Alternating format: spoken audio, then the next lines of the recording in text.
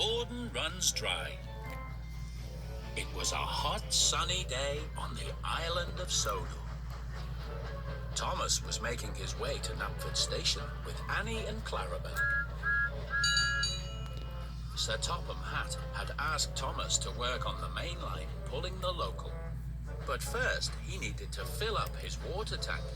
Gordon was waiting for Percy to bring his coaches so he could pull the express. Where are my coaches? I shouldn't be kept waiting. Maybe you should fetch your own coaches, Gordon. Huh. Big engines like me don't fetch their own coaches. I pull the express, the most important passenger train on the island of Sodor. Local trains are important too.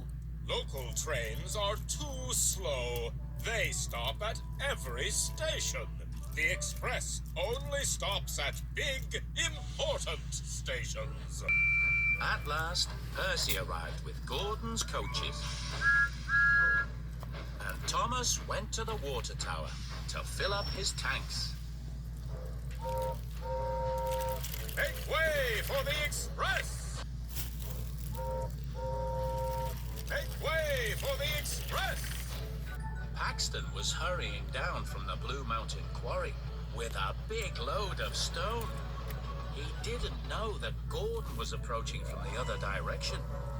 The signal changed to red just as Paxton was approaching it. He had to stop very quickly. Express coming through! A big stone flew out of one of Paxton's cars and bashed off Gordon's boiler. Sorry, Gordon. Are you okay? That stone gave you a nasty thump. Yes, Paxton, I'm fine. You can't damage a big, strong engine like me so easily. You should be checked for damage, though, Gordon. Nonsense! I have to hurry. The express must not be late. And Gordon hurried on his way without waiting to be checked over. Gordon hadn't gone very far when his boiler began to run dry. That's funny. I thought I had plenty of water. Luckily, there was a water tower just ahead.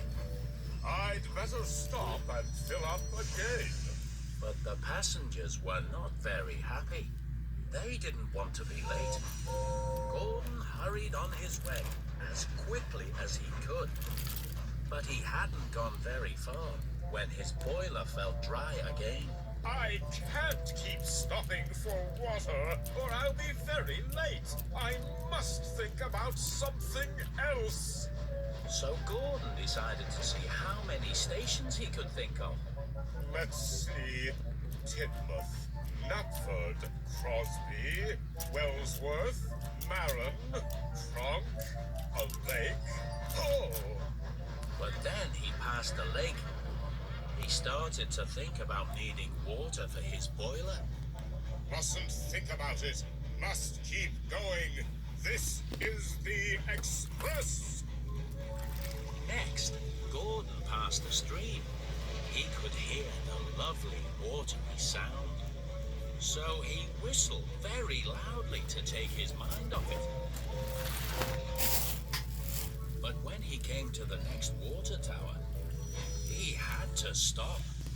The passengers were very cross. They were saying they thought this was a fast train, not a slow train. Gordon needed water. His boiler was almost empty. Sit back, everyone. I'll be very fast now. Just you watch. Just you watch. At last, Gordon arrived at Wellsworth Station. He stopped to let passengers on. At last, Gordon arrived at Wellsworth Station. He stopped to let passengers on and off. You're running very late today, Gordon. Oh, Wellsworth to let passengers on and off. You're running very late today, Gordon. oh. I'll make up the time, Henry. You'll see. But no sooner was Gordon out of the station than his boiler started to feel dry again. I mustn't stop. I mustn't stop. I need to be fast. I need to be fast. Gordon saw another water tower, but this time he didn't stop.